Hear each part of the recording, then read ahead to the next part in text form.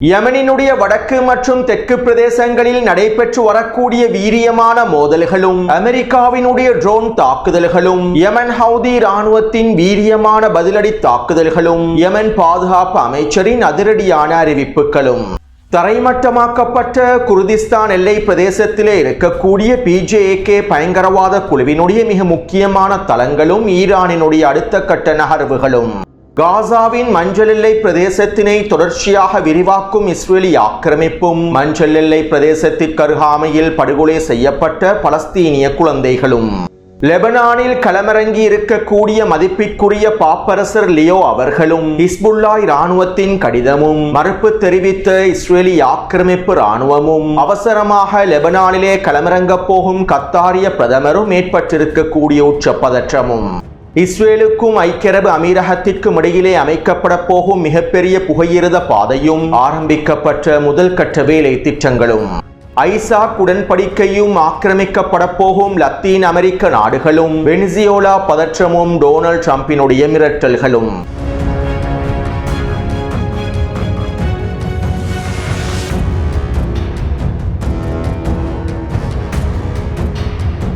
Abraham உடன்படிக்கையை போன்று தற்போது ஐசாக் உடன்படிக்கையும் ஆரம்பிக்கப்பட்டுள்ளது. ஆப்ரஹாமினுடைய மகனான ஐசாக்கினுடைய பெயரிலேயே இந்த உடன்படிக்கை ஆரம்பிக்கப்பட்டுள்ளது. இஸ்ரேலி ஆக்கிரமிப்பும் லத்தீன் அமெரிக்க நாடான அர்ஜென்டினாவும் ஒன்றிணைந்து இந்த ஐசாக் உடன்படிக்கையை ஆரம்பித்துள்ளார்கள். அதாவது நெட்டன்யாகுவின் தலைமையில் ஆரம்பிக்கப்பட்டிருக்கக்கூடிய ஐசாக் உடன்படிக்கையில் முதலாவதாக அர்ஜென்டினா நாடே இணைந்து கொண்டுள்ளது. அதிகளவான லத்தீன் அமெரிக்க நாடுகள் அமெரிக்காவுக்கு எதிராகவும் அமெரிக்காவின் ஏகாதிபத்திய கொள்கைகளுக்கு எதிராகவும் இஸ்ரேலி ஆக்கிரமிப்புக்கு எதிராகவும் இஸ்ரேலி ஆக்கிரமிப்பின் ஜியோனிச கொள்கைகளுக்கு எதிராகவுமே செயற்படுகின்றார்கள். வெனிசுவேலா, கியூபா, கொலம்பியா ஆகிய நாடுகள் அமெரிக்க ஏகாதிபத்தியத்திற்கு எதிராகவும் ஜியோனிச ஆக்கிரமிப்புக்கு எதிராகவும் வீரியமாக செயற்படுகின்றார்கள். எனவே இவ்வாறு அதிகளவான லத்தீன் அமெரிக்க நாடுகள் ஜியோனிசத்திற்கு எதிராக செயற்படுவதனால் இந்த லத்தீன் அமெரிக்க நாடுகளுக்கும் இஸ்ரேலுக்கும் இடையிலான உறவுகளை வலுப்படுத்துவதற்கும் பொருளாதார ரீதியிலான வர்த்தக உடன்படிக்கைகளை மேற்கொள்வதற்கும் லத்தீன் அமெரிக்க நாடுகளை ஜியோனிச ஆக்கிரமிப்பு கொள்கைகளுக்கு கீழால் கொண்டு வருவதற்குமே இந்த ஐசாக் உடன்படிக்கை ஆரம்பிக்கப்பட்டுள்ளது. இந்த ஐசாக் உடன்படிக்கையில் தற்போது அர்ஜென்டினா இணைந்து கொண்டிருப்பதை போன்று இனிவரக்கூடிய நாட்களில் நாங்களும் முழுமையாக இணைந்து கொள்வோம் என்றும் வெனிசுவேலாவிலே ஆட்சி மாற்றத்தினை ஏற்படுத்தி புதிய அரசை உருவாக்கி நாங்கள் இஸ்ரேலோடு அனைத்து தொடர்புகளையும் வலுப்படுத்துவோம் என்றும் வெனிசுவேலாவினுடைய எதிர்க்கட்சி தலைவர் மரியோ கொரினாவும் தெரிவித்துள்ளார். சுருக்கமாக குறிப்பிடுவதாக இருந்தால் ஐசாக் உடன்படிக்கை என்கின்ற பெயரில் இஸ்ரேலி ஆக்கிரமிப்பு ஜியோனிச ஆக்கிரமிப்பு லத்தீன் அமெரிக்க நாடுகளையும் முழுமையாக ஆக்கிரமிக்கப் போகின்றது. அடுத்து அமெரிக்க இராணுவம் வெனிசுவேலாவினுடைய ஒட்டுமொத்த வான்பரப்பிற்கும் நோட்டம் எச்சரிக்கைகளை வெளியிட்டுள்ளது. வெனிசுவேலாவினுடைய வான்பரப்பிற்குள்ளே யாரும் நுழையக்கூடாது என்கின்ற எச்சரிக்கைகளையே வெளியிட்டுள்ளது. கடந்த வாரமே குறித்த எச்சரிக்கைகள் வெளியிடப்பட்டிருந்தன. இதன் விளைவாக அதிகளவான விமான சேவை நிறுவனங்கள் வெனிசுவேலாவுக்கான விமான போக்குவரத்துகளையும் முழுமையாக நிறுத்தியிருந்தன. இதைத் தொடர்ந்து வெனிசுவேலாவினுடைய அதிபர் நிக்கலஸ் மதுரோ அவர்கள் விமான சேவை நிறுவனங்களுக்கான எச்சரிக்கைகளை வெளியிட்டார். வெனிசுவேலாவுக்கான விமான சேவைகளை அவசரமாக ஆரம்பிக்காவிட்டால் நான் அனைத்து விமான நிறுவனங்களின் உரிமங்களையும் முழுமையாக ரத்து செய்து விடுவேன் என்றும் அவசரமாக வெனிசுவேலாவுக்கான விமான சேவைகள் அனைத்தும் முழுமையாக ஆரம்பிக்கப்பட வேண்டும் என்றும் எச்சரிக்கைகளை வெளியிட்டிருந்தார். மேலும் இதற்காக நேற்றைய தினம் வரையில் காலக்கெடுவையும் விதித்திருந்தார். இப்படியான நிலைமையிலேயே நேற்றிரவு டொனால்ட் ட்ரம்ப் தன்னுடைய ட்ரூத் சோஷியல் தளத்தின் மூலமாக வெனிசுவேலாவுக்கு எதிரான மிரட்டல்களை வெளியிட்டிருந்தார். அனைத்து விமான நிறுவனங்கள், விமானிகள், போதைப் பொருள் கடத்தல்காரர்கள், மனித கடத்தல்காரர்கள் அனைவரும் வெனிசுவேலாவினுடைய வான்பரப்பிற்குள்ளே நுழையக்கூடாது. எந்த ஒரு விமானத்திற்கும் நாங்கள் வெனிசுவேலாவின் வான்பரப்பிற்குள் நுழைவதற்கான அனுமதியை வழங்கப் போவதில்லை. மேலும் நாங்கள் வெனிசுவேலாவினுடைய வான்பரப்பை முழுமையாக இழுத்து மூடியுள்ளோம் என டொனால்ட் ட்ரம்ப் மிரட்டலான எச்சரிக்கைகளை வெளியிட்டார். இதனால் தற்போது வெனிசுவேலாவுக்கான அனைத்து விமான சேவைகளும் முழுமையாக நிறுத்தப்பட்டுள்ளன. வெளிநாடுகளிலே இருக்கக்கூடிய வெனிசுவேலாவை சேர்ந்த மக்களுக்கு மீண்டும் வெனிசுவேலாவுக்குள்ளே நுழைய முடியாத நிலைமை ஏற்பட்டுள்ளது. மேலும் அதிகளவான சுற்றுலாத்துறை பயணிகளும் வெனிசுவேலாவுக்குள்ளே சிக்கிக் கொண்டுள்ளார்கள். அதிகளவான ஐரோப்பிய நாடுகள் வெனிசுவேலாவுக்குள்ளே சிக்கிக் கொண்டிருக்கக்கூடிய தங்களுடைய நாட்டு மக்களை பாதுகாப்பதற்காகவும் மீட்டெடுப்பதற்காகவும் கப்பல் போக்குவரத்து சேவைகளையும் ஆரம்பித்துள்ளன. அதாவது டொனால்ட் ட்ரம்பினுடைய நிர்வாகம் வெனிசுவேலாவினுடைய அதிபருக்கு உச்சழுத்தங்களை வழங்கி வெனிசுவேலாவை முழுமையாக முற்றுகையிட்டு நிக்கலஸ் மதுரோவை எப்படியாவது வெனிசுவேலாவிலிருந்து வெளியேற்ற வேண்டும் என்பதற்கான திட்டங்களையும் அழுத்தங்களையுமே மேற்கொண்டு வருகின்றது. வெனிசுவேலாவினுடைய அதிபர் நிக்கலஸ் மதுரோவை எப்படியாவது வெனிசுவேலாவை விட்டு வெளியேற்ற வேண்டும், நாடு கடத்த வேண்டும் என்பதற்கான அனைத்து காய் நகர்த்தல்களையும் மேற்கொண்டு வருகின்றது. இன்னும் தெளிவாக குறிப்பிடுவதாக இருந்தால் அமெரிக்கா வெனிசுவேலாவுக்குள்ளே இராணுவ நடவடிக்கைகளை தரைவழி தாக்குதல்களை ஆரம்பிப்பதற்கு முன்பு உச்சழுத்தங்களை வழங்கி வெனிசுவேலாவை முழுமையாக முற்றுகையிட்டு வெனிசுவேலாவினுடைய அதிபரை நாடு கடத்தி பின்பு ஆட்சி மாற்றத்தினை ஏற்படுத்தி வெனிசுவேலாவை ராஜதந்திர ரீதியாக முழுமையாக கைப்பற்றி புதிய அரசாங்கத்தை உருவாக்குவதற்கு அமெரிக்கா திட்டமிட்டு காய்களை நகர்த்துகின்றது. மேலும் இதற்கமைவாக CIA மற்றும் மொசாட் உளவு பிரிவுகள் வெனிசுவேலாவுக்குள்ளே ஒன்றிணைந்து சில ரகசியமான காய் நகர்த்தல்களையும் திட்டங்களையும் மேற்கொண்டு வருவதாகவும் தெரிவிக்கப்படுகின்றது.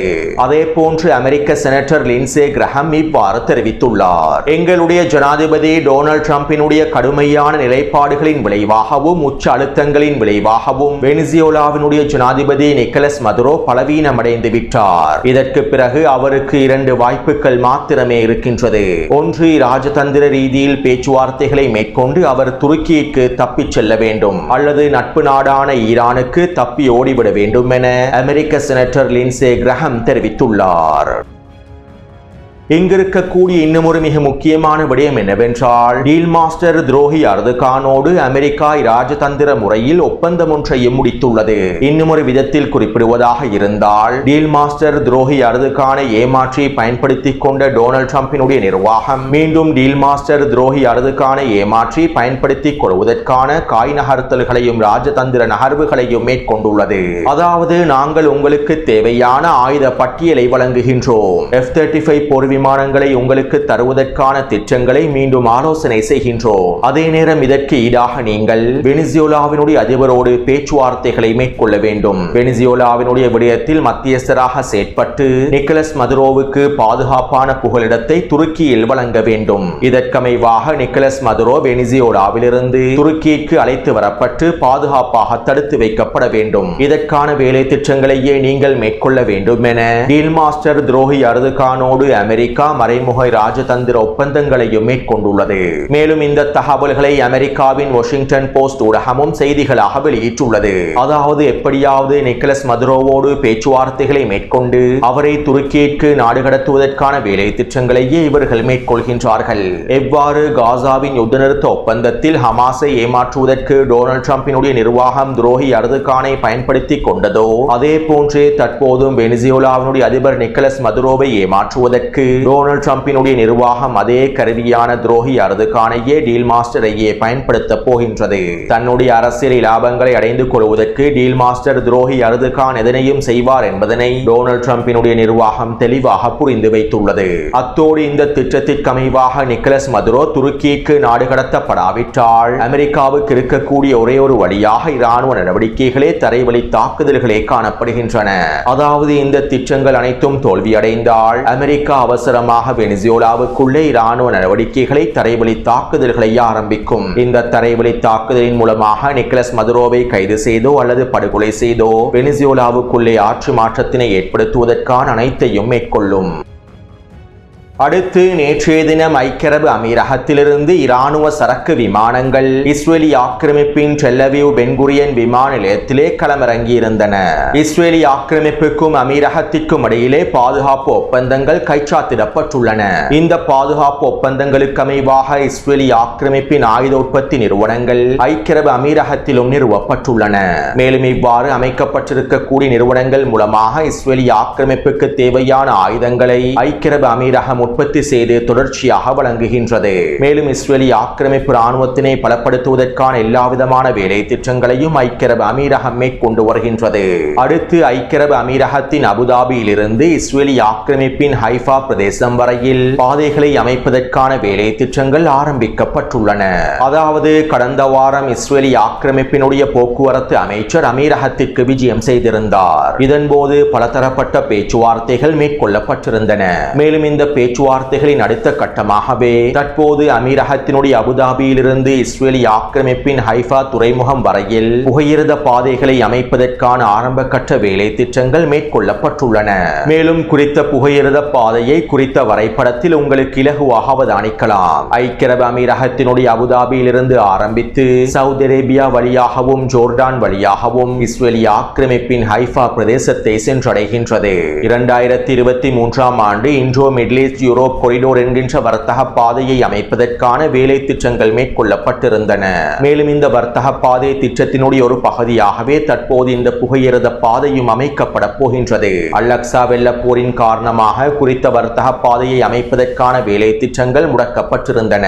இப்படியான நிலைமையிலேயே தற்போது குறித்த புகையிரத பாதைகளை அமைப்பதற்கான வேலை திட்டங்கள் ஆரம்பிக்கப்பட்டுள்ளன. மேலும் அமீரகத்தினுடைய அபுதாபியிலிருந்து ஆரம்பிக்கப்படக்கூடிய இந்த புகையிரத பாதையானது சவுதி அரேபியா வழியாகவும் ஜோர்டான் வழியாகவுமே செல்கின்றது. இதற்கான அனுமதியை சவுதி அரேபியாவும் ஜோர்டானும் முழுமையாக வழங்கியுள்ளது. அது மட்டுமல்லாமல் சவுதி அரேபியா வழியாக செல்லக்கூடிய புகையிரத பாதையை அமைப்பதற்கான நிதி உதவிகளையும் சவுதி அரேபிய அரசாங்கமே வழங்கப் போகின்றது. ஜோர்டான் வழியாக செல்லக்கூடிய புகையிரத பாதைகளுக்கு சவுதி அரேபியாவும் ஐக்கிய அரபு அமீரகமும் நிதி உதவிகளை வழங்கப் போகின்றது. சுருக்கமாக குறிப்பிடுவதாக இருந்தால் சவுதி அரேபியா இஸ்ரேலிய ஆக்கிரமிப்புடனான இயல்பாக்கத்தினை இன்னும் உத்தியோகபூர்வமாக அறிவிக்கவில்லை, அவ்வளவுதான். ஆனால் இஸ்ரேலிய ஆக்கிரமிப்புக்கும் சவுதி அரேபியாவுக்கும் இடையிலான எல்லாவிதமான உறவுகளும் வலுப்படுத்தப்பட்டே இருக்கின்றன. 2023 ஆண்டு மேற்கொள்ளப்பட்ட இந்தோ மிடில் ஈஸ்ட் யூரோப் கொரிடோர் வர்த்தக பாதை திட்டத்தில் சவுதி அரேபியாவும் இஸ்ரேலிய ஆக்கிரமிப்பும் ஒன்றிணைந்தே கையொப்பமிட்டுள்ளார்கள். மேலும் இந்த ஒப்பந்தமே சவுதி அரேபியாவுக்கும் இஸ்ரேலிய ஆக்கிரமிப்புக்கும் இடையிலான இயல்பாக்கத்தினை உறுதிப்படுத்தக்கூடிய மிக முக்கியமான ஒப்பந்தமாகும். அத்தோடு இன்னும் ஒரு மிக முக்கியமான விடயம் என்னவென்றால் அல்-அக்ஸா வெள்ளப்போர் ஆரம்பிக்கப்பட்டதற்கு பின்பு யமன் ஹவுதி இராணுவத்தினர் செங்கடல் பிரதேசத்தினை முழுமையாக முற்றுகையிட்டதற்கு பின்பு இஸ்ரேலிய ஆக்கிரமிப்பின் சரக்கு கப்பல்கள் ஐக்கிய அரபு அமீரகத்திலே களமிறக்கப்பட்டு ஐக்கிய அரபு அமீரகத்திலிருந்து ட்ரக் வண்டிகள் மூலமாக சவுதி அரேபியாவின் வழியாக ஜோர்டான் வழியாக இஸ்ரேலிய ஆக்கிரமிப்பை சென்றடைந்தன. ஆனால் ட்ரக் வண்டிகள் மூலமாக ஒரே நேரத்தில் அதிகளவான வர்த்தக பொருட்களை பரிமாற்றம் செய்ய முடியாது. எனவே இதனால் தான் தற்போது அவசரமாக ஐக்கிய அரபு அமீரகத்திலிருந்து இஸ்ரேலிய ஆக்கிரமிப்புக்கான புகையிரத பாதையை அமைப்பதற்கு எல்லாவிதமான வேலை திட்டங்களும் மும்முரமாக மேற்கொள்ளப்பட்டு வருகின்றன. இன்னும் ஒரு விதத்தில் குறிப்பிடுவதாக இருந்தால் ஆக்கிரமிக்கப்பட்ட பிரதேசங்களில் பலஸ்தீனிய மக்களுக்கு எதிரான கொடூரங்களும் இனப்படுகொலை தாக்குதல்களும் நிறுத்தப்படுவதற்கு ஒட்டுமொத்த சர்வதேசமும் இஸ்ரேலிய ஆக்கிரமிப்பை புறக்கணித்தால் மாத்திரம் போதாது. இஸ்ரேலிய ஆக்கிரமிப்புக்கு முழுமையான ஆதரவை வெளிப்படுத்தக்கூடிய காசாவிலே பலஸ்தீனிய மக்களின் இனப்படுகொலைகளோடு நேரடியாக சம்பந்தப்பட்டிருக்கக்கூடிய ஐக்கிய அரபு அமீரகம், சவுதி அரேபியா, ஜோர்டான் போன்ற அடிமைகளையும் சர்வதேச சமூகம் முழுமையாக புறக்கணிக்க வேண்டும். அதிகளவான முஸ்லிம்கள் இஸ்ரேலிய ஆக்கிரமிப்பின் உற்பத்தி பொருட்களை மாத்திரமே புறக்கணிக்கின்றார்கள். ஆனால் உண்மையில் இந்த அரபு அடிமைகளுடைய உற்பத்தி பொருட்களும் முழுமையாக புறக்கணிக்கப்பட வேண்டும். அப்போதுதான் இஸ்ரேலிய ஆக்கிரமிப்புக்கு உண்மையான அழுத்தங்களையும் வழங்க முடியும்.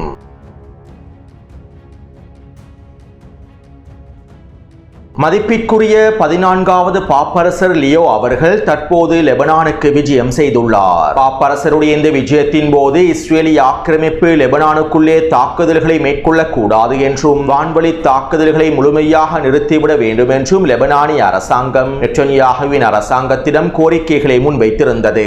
ஆனால் நெட்டன்யாகுவின் அரசாங்கம் குறித்த கோரிக்கைகளை மறுத்துவிட்டது. மேலும் இதற்கமைவாக இன்று காலையிலிருந்து இஸ்ரேலிய ஆக்கிரமிப்பு ராணுவம் தெற்கு லெபனான் பிரதேசத்தில் வீரியமான தாக்குதல்களையும் மேற்கொண்டு வருகின்றது.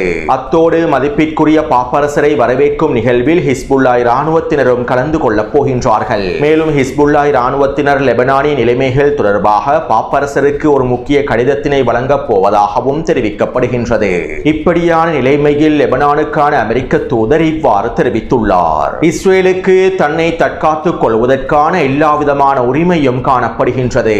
இஸ்ரேல் தன்னை தற்காத்துக் கொள்வதற்கு அமெரிக்காவிடம் அனுமதியை பெற தேவையில்லை. இஸ்ரேலை தற்காத்துக் கொள்வதற்காக லெபனான் முழுவதும் இஸ்ரேலினால் தாக்குதல்களை மேற்கொள்ள முடியும். இந்த தாக்குதல்களுக்காக அமெரிக்காவிடம் இஸ்ரேல் அனுமதியை பெற தேவையில்லை. டொனால்ட் ட்ரம்பினுடைய நிர்வாகம் நெட்டன்யாகுவின் அரசாங்கத்திற்கு முழுமையான சுதந்திரத்தினை வழங்கியுள்ளது. இஸ்ரேலை தற்காத்துக் கொள்வதற்காக நெட்டன்யாகுவின் அரசாங்கம் மேற்கொள்ளக்கூடிய அனைத்து வேலை திட்டங்களுக்கும் அமெரிக்க நிர்வாகம் முழுமையான ஆதரவை வெளிப்படுத்தும் என லெபனானுக்கான அமெரிக்க தூதர் கருத்துக்களை வெளியிட்டுள்ளார். அத்தோடு வருகின்ற புதன்கிழமை கத்தாரிய பிரதமர் லெபனானுக்குள்ளே களமிறங்கப் போகின்றார். லெபனானிய தலைவர்களோடு விசேட பேச்சுவார்த்தைகளை மேற்கொள்வதற்காகவே கத்தாரிய பிரதமர் லெபனானுக்கு விஜயம் செய்ய போகின்றார். அதாவது அமெரிக்காவினுடைய சவுதி அரேபியாவினுடைய தலைமையில் எகிப்திலே இஸ்ரேலிய ஆக்கிரமிப்போடு லெபனானிய அரசாங்கம் நேரடியான பேச்சுவார்த்தைகளை மேற்கொள்ள வேண்டும் என்கின்ற நிபந்தனைகள் டொனால்ட் ட்ரம்பினுடைய நிர்வாகத்தினால் லெபனானுக்கு அனுப்பி வைக்கப்பட்டிருந்தது. இவை தொடர்பாக முன்னைய காணொளிகளில் தெளிவாக குறிப்பிட்டிருந்தேன். எனவே தற்போது இந்த பேச்சுவார்த்தைகளை உறுதி செய்வதற்காகவும் லெபனானுக்கும் இஸ்ரேலுக்கும் இடையிலான நேரடியான பேச்சுவார்த்தைகளை மேற்கொள்வதற்காகவும் சவுதி அரேபியா அமெரிக்காவுக்கு ஆதரவாக தற்போது கத்தாரும் களமிறங்கியுள்ளது. லெபனானிய அரசாங்கம் இஸ்ரேலோடு பேச்சுவார்த்தைகளை மேற்கொண்டு பாதுகாப்பு ஒப்பந்தங்களை கைச்சாத்திட்டு லெபனானிய அரசு இஸ்ரேலிய இராணுவத்தோடு ஒன்றிணைந்து ஹிஸ்புல்லா இராணுவத்தினை நிராயுதபாணியாக்குவதற்கான தாக்குதல்களை ஆரம்பிக்க வேண்டும் என்பதே அமெரிக்காவினதும் ஜியோனிஸ்ட் ஆக்கிரமிப்பினதும் அடிமை அரபுகளதும் திட்டமாகும். இதற்கமைவாகவே தற்போது கத்தாரும் லெபனானிய அரசாங்கத்திற்கு உச்சழுத்தங்களை வழங்குவதற்காக வருகின்ற புதன்கிழமை களமிறங்கப் போகின்றது. அடுத்து குர்திஸ்தானுக்கும் ஈரானுக்கும் இடைப்பட்ட எல்லை பிரதேசத்திலே ஈரானிய வான்படையினர் வான்வழி தாக்குதல்களை மேற்கொண்டிருந்தார்கள். இந்த தாக்குதலிலே குறித்த பகுதியில் இருக்கக்கூடிய PJK பயங்கரவாத குழுவினுடைய பல முக்கியமான புள்ளிகளும் தளங்களும் ஆயுத களஞ்சிய சாலைகளும் தரைமட்டமாக்கப்பட்டுள்ளன. இவை தொடர்பான காணொளிகளை டெலிகிராம் சேனலில் பதிவிடுகின்றேன். அத்தோடு நேற்றிரவு குர்திஸ்தான் எல்லை பிரதேசத்தினை இலக்கு வைத்து ஈரான் ஏவுகணை தாக்குதல் ஒன்றை மேற்கொண்டிருப்பதாகவும் தகவல்கள் வெளியாகி இருந்தன. இருப்பினும் ஏவுகணை தாக்குதல்கள் எதுவும் மேற்கொள்ளப்படவில்லை என ஈரானினுடைய IRGC இராணுவம் அறிவித்துள்ளது. அதே நேரம் PJK பயங்கரவாத குழுவுக்கு எதிராக வான்வழி தாக்குதல் மேற்கொள்ளப்பட்டது தொடர்பாக எந்தவிதமான தகவல்களையும் ஈரானிய பாதுகாப்பு படையினர் முழுமையாக வெளிப்படுத்தவில்லை. அடுத்து அடிமை சவுதி அரேபியா யெமனினுடைய வடக்கு பிரதேசத்திலே தொடர்ச்சியான தாக்குதல்களை மேற்கொண்டு வருகின்றது. கடந்த 48 மணித்தியாலங்களுக்குள் சவுதி அரேபியா இன்னும் ஒரு ட்ரோன் தாக்குதலை மேற்கொண்டிருப்பதாகவும் குறித்த எல்லை பிரதேசத்திலே தொடர்ச்சியான பீரங்கி தாக்குதல்களையும் துப்பாக்கிச் சூட்டு தாக்குதல்களையும் மேற்கொண்டு வருவதாகவும் தெரிவிக்கப்படுகின்றது. மேலும் இந்த தாக்குதல்களுக்கு பதிலடியாக யமன் ஹவுதி இராணுவத்தினரும் வீரியமான மோட்டார் குண்டு தாக்குதல்களையும் அதிரடியான துப்பாக்கிச் சூட்டு தாக்குதல்களையும் மேற்கொண்டு வருகின்றார்கள். மேலும் இந்த தாக்குதல்கள் மூலமாக யமன் ஹவுதி இராணுவத்தினர் வடக்கு எல்லை பிரதேசத்தில் படிப்படியாக முன்னேறி வருவதாகவும் இன்னும் ஒரு சில கிராமங்களையும் முழுமையாக கைப்பற்றி இருப்பதாகவும் தெரிவிக்கப்படுகின்றது. அத்தோடு நேற்று மாலை யமனினுடைய மாரி பிரதேசத்திலே மோட்டார் சைக்கிள் ஒன்றை இலக்கு வைத்து அமெரிக்காவினுடைய ட்ரோன்கள் தாக்குதல்களை மேற்கொண்டுள்ளன. இந்த தாக்குதலிலே 2 பேர் படுகொலை செய்யப்பட்டுள்ளார்கள். அதே போன்று யமனினுடைய தெற்கு பிரதேசமான தாயிஸ் பிரதேசத்திலே அமீரகத்தினுடைய கூலிப்படைகள் யமன் ஹவுதி இராணுவத்தின் தளங்களை இலக்கு வைத்து பீரங்கி தாக்குதல்களை மேற்கொண்டு வருகின்றன. இந்த தாக்குதல்களுக்கு பதிலடியாகவும் யமன் ஹவுதி இராணுவத்தினர் வீரியமான தரைவழி தாக்குதல்களை மேற்கொண்டு வருகின்றார்கள். அது மட்டுமல்லாமல் யமன் ஹவுதி இராணுவத்தினுடைய அணிதிரட்டல்களும் தொடர்ச்சியாக மேற்கொள்ளப்பட்டு வருகின்றன. வடக்கு மற்றும் தெற்கு எல்லை பிரதேசங்களிலே இருக்கக்கூடிய யமன் ஹவுதி பழங்குடி குழுக்கள் முழுமையாக அணிதிரட்டல்களை மேற்கொண்டு தயார் நிலையில் இருக்கின்றார்கள். மேலும் இப்படியான சூழ்நிலையில் யமனினுடைய பாதுகாப்பு அமைச்சர் இவ்வாறு தெரிவித்துள்ளார். ஆக்கிரமிப்பாளர்களுடைய காலடியிலிருந்து பூமியை அசைப்பதற்கு நாங்கள் தவற மாட்டோம். மேலும் எங்களுடைய சொந்த மண்ணின் புனிதத்தன்மையை சிதைப்பதற்காக களமிறங்க போகும் ஒவ்வொரு ஆக்கிரமிப்பினுடைய கைகளையும் நாங்கள் துண்டிப்போம். யமன் மக்களுக்கு எதிராக சதி திட்டங்களை மேற்கொண்டு சூழ்ச்சி திட்டங்களை மேற்கொண்டு வரக்கூடிய ஆக்கிரமிப்பாளர்களுடைய உதவியாளர்களையும் ஒத்துழைப்பாளர்களையும் நாங்கள் முழுமையாக சிதைப்போம். தற்போது அடுத்த கட்ட போரின் தீர்க்கமான தருணம் நெருங்கிவிட்டது.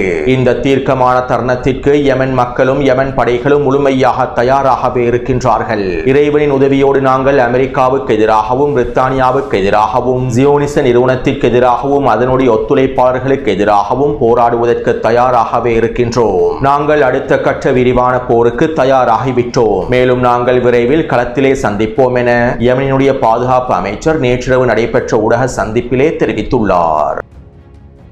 அடுத்து நேற்று மாலை இஸ்ரேலிய ஆக்கிரமிப்பு ராணுவம் வடக்கு காசாவினுடைய 5க்கும் அதிகமான பிரதேசங்களில் வீரியமான வான்வழி தாக்குதல்களை மேற்கொண்டிருந்தது. மேலும் வடக்கு காசாவின் மஞ்சள் எல்லை பிரதேசத்திற்கு அருகாமையில் சென்று கொண்டிருந்த 2 பலஸ்தீனிய குழந்தைகளை இலக்கு வைத்து துப்பாக்கிச் சூட்டு தாக்குதல்களை மேற்கொண்டுள்ளது. இந்த தாக்குதலிலே 2 பலஸ்தீனிய குழந்தைகளும் கொல்லப்பட்டுள்ளார்கள். இவை தொடர்பான காணொளிகளை டெலிகிராம் சேனலில் பதிவிட்டுள்ளேன். மேலும் இஸ்ரேலிய ஆக்கிரமிப்பு ராணுவம் மஞ்சள் எல்லை பிரதேசத்தினை படிப்படியாக அதிகரித்து வருகின்றது. கடந்த ஒரு வார வானத்திற்குள்ளே மாத்திரம் மஞ்சள் எல்லை பிரதேசத்திலே வைக்கப்பட்டிருக்கக்கூடிய மஞ்சள் கான்கிரீட் தூண்களை மேற்கை நோக்கி 150 மீட்டர் நகர்த்தி இருப்பதாகவும் தெரிவிக்கப்படுகின்றது. இவ்வாறு படிப்படியாக மஞ்சள் எல்லை பிரதேசத்தினை நகர்த்தி இஸ்ரேலிய ஆக்கிரமிப்பு ஒட்டுமொத்த காசாவையும் முழுமையாக கைப்பற்றுவதற்கான வேலை திட்டங்களையே முன்னெடுத்து வருகின்றது. அத்தோடு இஸ்ரேலிய ஆக்கிரமிப்பினுடைய அரசியல்வாதி மோஷே ஃபீஜ்லின் இவ்வாறு தெரிவித்துள்ளார். காசாவிலே எங்களுக்கு இருக்கக்கூடிய மிக முக்கியமான எதிரி ஹமாஸ் அல்ல. காசாவிலே இருக்கக்கூடிய பலஸ்தீனிய குழந்தைகள் தான் எங்களுக்கு இருக்கக்கூடிய மிக முக்கியமான எதிரியாகும். காசாவிலே குழந்தைகள் இருக்கும் வரை எங்களுக்கு ஹமாஸை அழிக்க முடியாது. நாங்கள் ஹமாஸை முடிவுக்கு கொண்டு வர வேண்டுமாக இருந்தால் காசாவில் இருக்கக்கூடிய அனைத்து குழந்தைகளையும் நாங்கள் கொலை செய்துவிட வேண்டும். காசாவை முழுமையாக ஆக்கிரமித்து காலனித்துவப்படுத்த வேண்டும். இவ்வாறு செய்து காசாவில் இருக்கக்கூடிய குழந்தைகளை முழுமையாக அழித்தால் மாத்திரமே எங்களுடைய இறுதி வெற்றி இலக்குகளை அடைந்து கொள்ள முடியும் என இஸ்ரேலிய ஆக்கிரமிப்பினுடைய அரசியல்வாதி மோஷே குறிப்பிட்டுள்ளார். எனவே இந்த காணொளி தொடர்பான கருத்துக்களை பதிவிடுங்கள். தொடர்ந்தும் என்னுடன் இணைந்திருங்கள். நன்றி, வணக்கம்.